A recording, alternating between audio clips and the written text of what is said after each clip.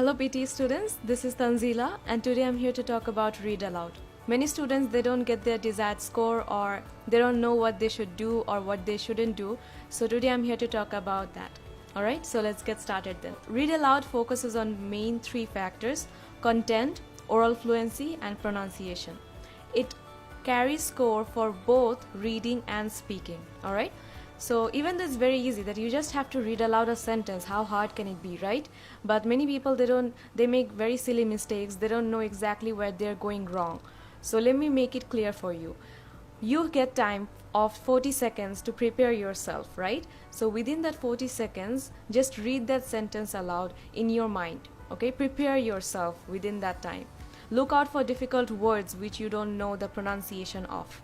Like for example, if there is a sentence like there are two types of research, one is quantitative, another is qualitative. So before starting to read that sentence aloud, look out for the difficult words like quantitative, qualitative, like that.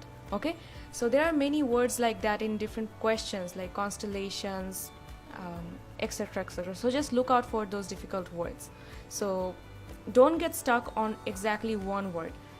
For example, when you're speaking, when you're doing the read aloud question, if you cannot answer one part, if you cannot answer one syllable, just move on. Don't get stuck on that particular word.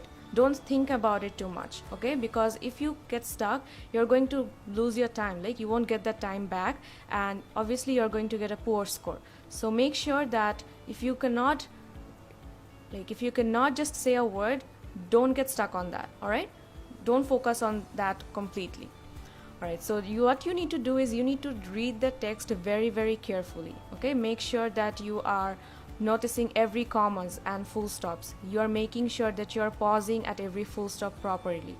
Because if you don't, then you are going to lose mark for fluency. Okay, so you have to make sure that you are stopping and you are not going too fast or you're not going too slow. Remember, you cannot stay quiet for 3 seconds or more than that, because if you stay quiet, if you don't say anything for 3 seconds or more, the system is automatically going to shut down and your answer is going to get submitted. So make sure that you don't stay quiet for 3 seconds or more.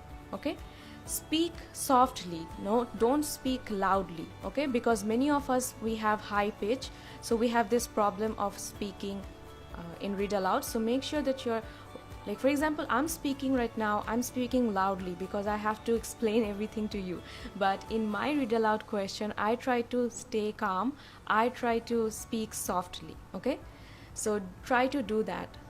How can you do that? By practicing. You need to practice a lot to get a good score in this section, okay? So like I said, try to practice about it. And one more thing, do not correct yourself. For example, you're going through the passage and for one word or two words you missed something and you think that, okay, if I go back, maybe I'll be able to pronounce it correctly this time. No, don't do that, okay? You're just wasting your time. Just move ahead and read the other parts of the sentence. Just complete your question, okay? No need to add or change the words. No need to even remove the words. Like for example, there's a sentence, there's a particular word, you don't know the entire sentence. Don't do that. Like don't change anything. Don't do that, okay? So make sure that while speaking, you're not mumbling or you're not having pauses like don't do that either. Alright, so here are the things which you should make sure that you don't do.